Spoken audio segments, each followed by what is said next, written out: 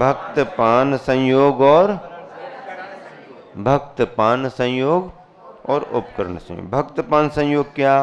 भक्त यानी भोजन, पान यानी पानी।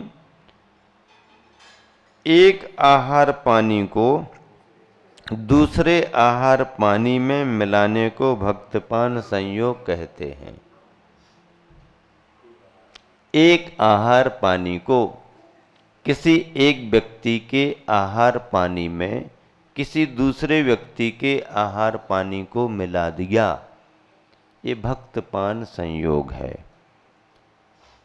सूक्ष्मता से इसमें क्या दोष हो सकता है? भले प्रासुक प्रासुक है, प्रासुक प्रासुक है, पर क्या दोष हो सकता है? अब प्रासुक प्रासुक में मिलाएं तो ज्यादा कोई गड़बड़ी तो समझ में नहीं आती है, लेकिन क्या मान्यता रख सकते अपन? मान लीजिए एक दूध गाय का है, एक दूध भैंस का है। अब कुछ न कुछ उसकी गुणवत्ता में अंतर तो रहेगा।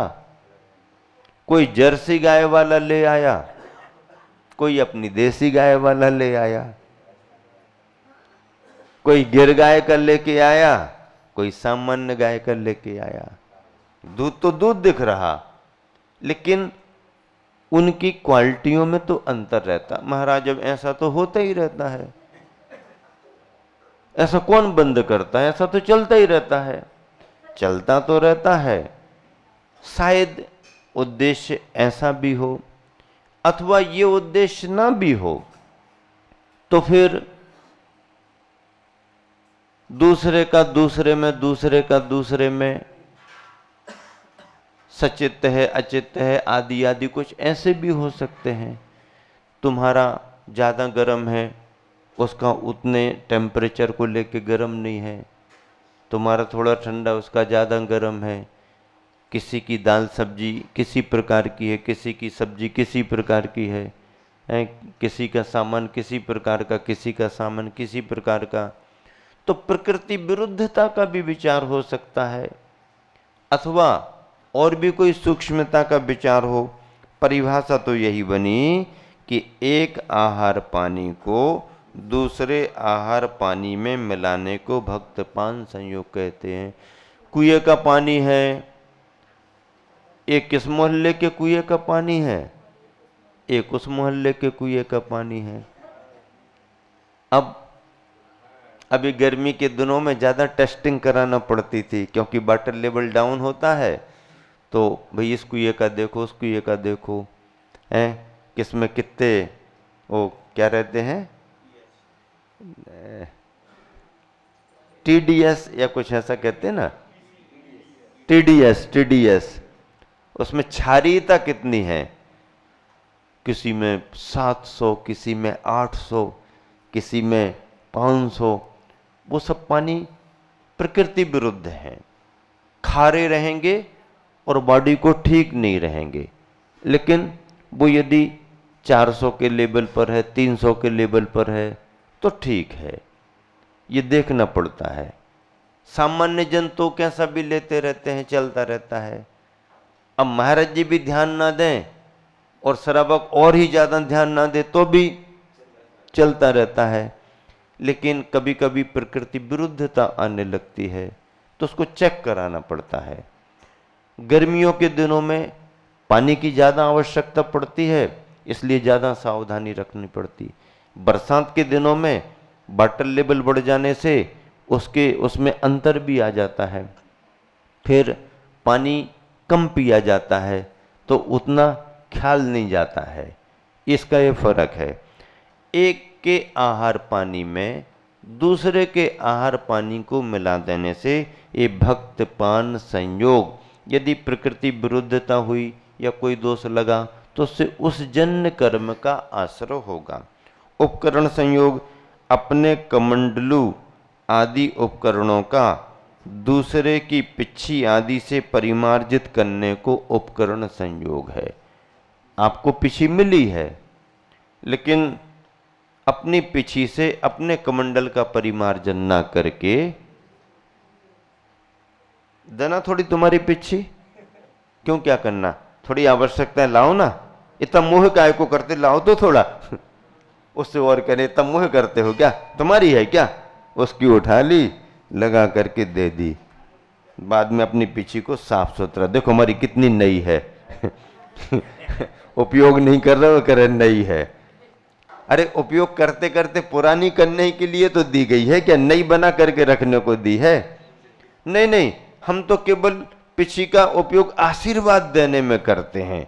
बाकी कमंडल जमीन पर बैठे, धूल लग जाएगी, थोड़ी पिछी देना, तुम्हारी धूल साफ कर दी, अपनी पिछी, हाँ आशीर्वाद देना पड़ता है ना।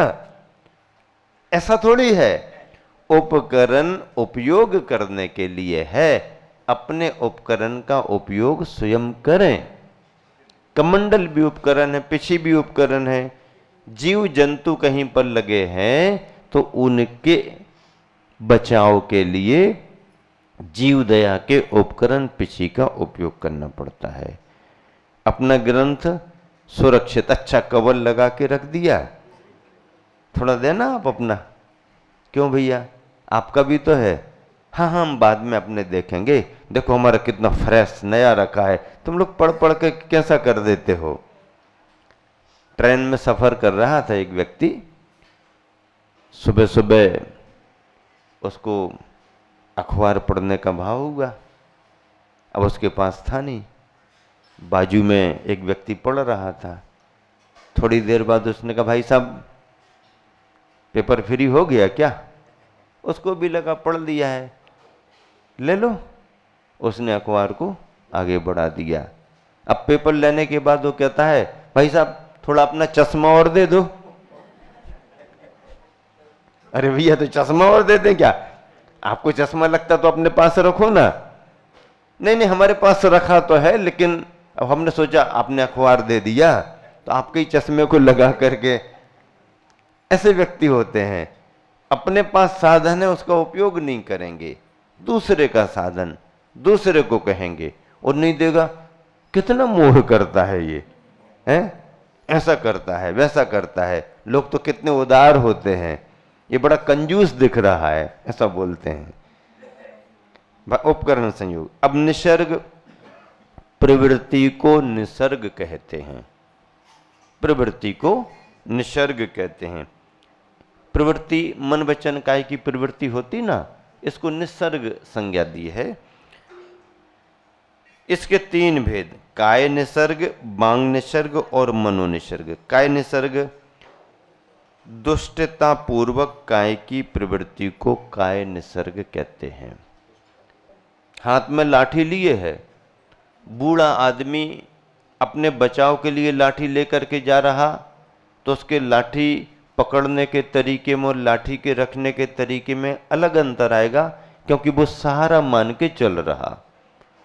और एक जरा नई उम्र का आदमी छड़ी लेकर के चल रहा है, तो और मन भी जरा उसका उम्र के हिसाब से भी और ज़्यादा जवान है, उम्र तो ठीक है उससे ज़्यादा, और फिर वो क्या मन चला है तो छड़ी लिए है, तो यहाँ कुत्ता देखा उसको मार दिया, यहाँ कोई आदमी देखा उसको लगा दिया, यहाँ वनस्पति दिखी झाड़ियों में ऐसा ऐसा लगा के वो पत्तियाँ टूट रही गिर रही, कोई लेना देना नहीं।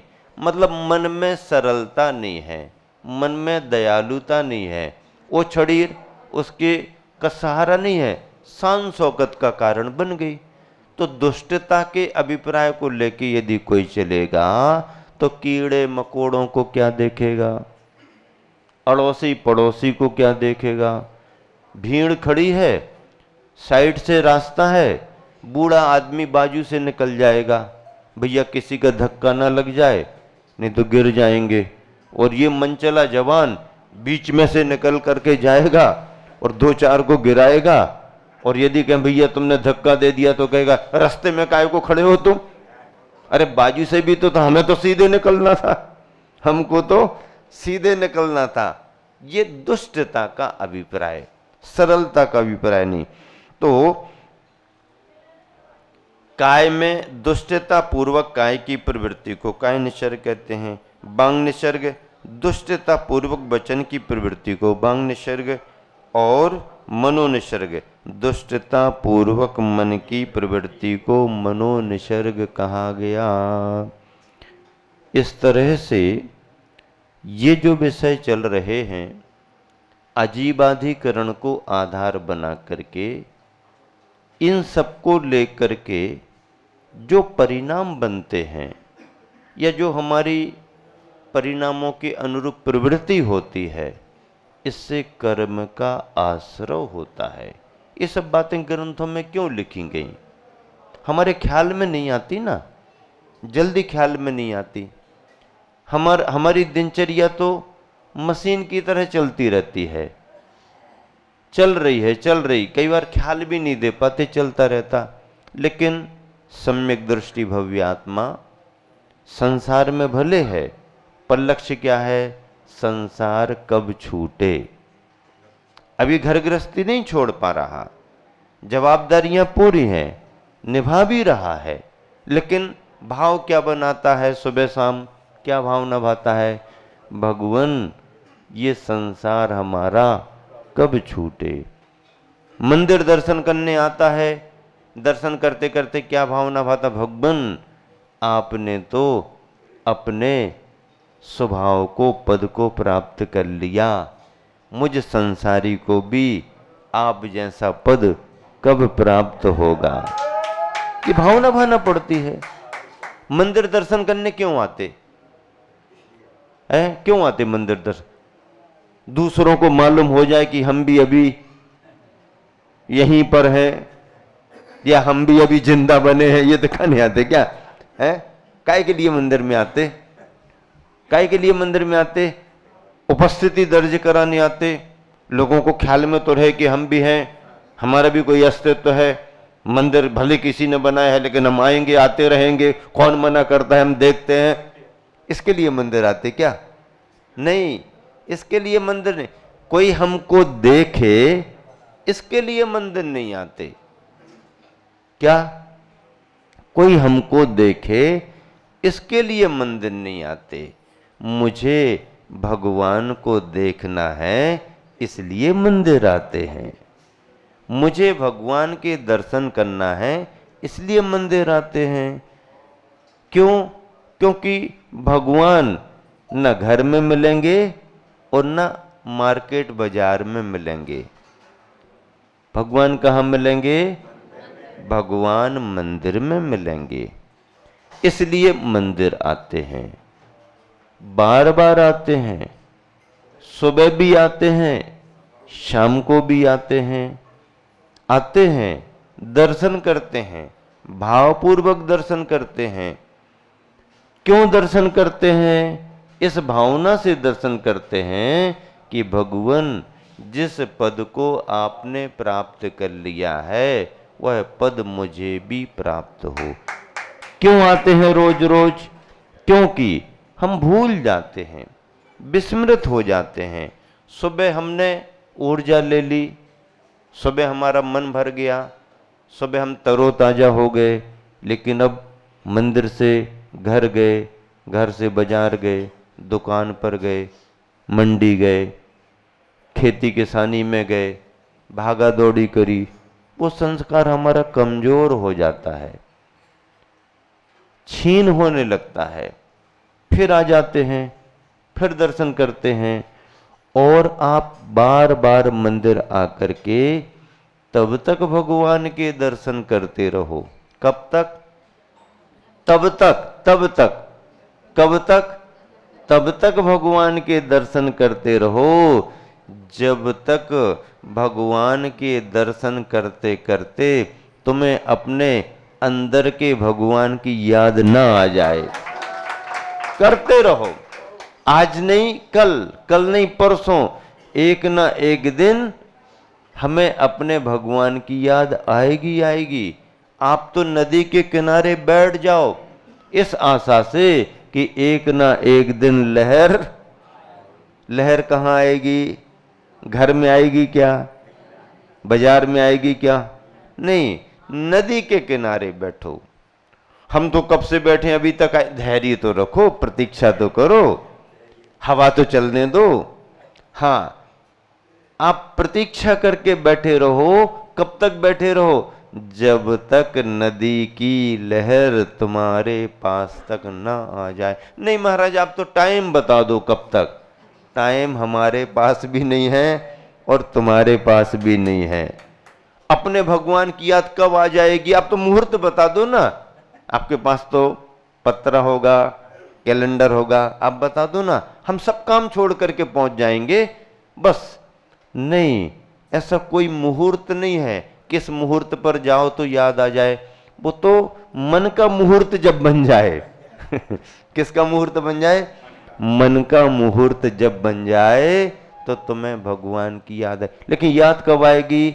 जब आप बार बार भगवान को देखोगे, बार बार दर्शन करोगे।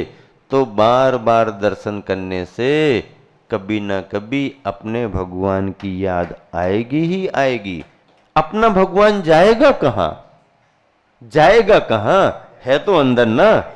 कहीं पड़ोसी से थोड़ी खरीदना है, पड़ोसी का निकाल के थोड़ी लाना है। हार्ट परिवर्तन कराए जा सकते हैं, अंदर के भगवान को परिवर्तित थोड़ी कराया जा सकता है। आएगा कहां से? अपने अंदर है, बस उसको जगाने की जरूरत है। और भगवान के दर्शन करते करते करते करते जिस दिन भी आपके अंदर का सोया हुआ भगवान जाग जाए तो भगवान के दर्शन करना सफल हो गया। बाहर के भगवान को देख करके अंदर के चैतन्य भगवान को जगाना है। जिन दर्शन से निज दर्शन, जिन दर्शन से क्या? जिन दर्शन से निज दर्शन, यही जैन सिद्धांत है। जैन सिद्धांत इतना ही है, जिन दर्शन से, जिन की यात्रा से निज की यात्रा। हाँ, जो व्यक्ति जिनकी यात्रा नहीं करता वो निज की यात्रा नहीं कर सकता।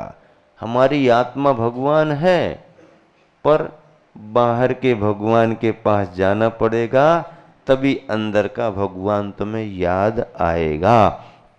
इस तरह से जो भी निमित्त हैं बाहर के, वह अपने अंतर को जगाने के लिए, अंतर को शुद्ध करने के लिए, अंतर के परिमार्जन करने के लिए ही साधन के रूप में है।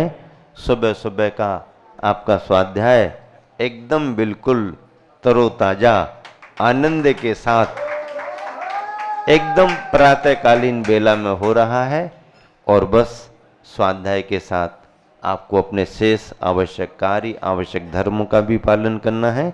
समय का ध्यान रख करके सभी कार्य किया।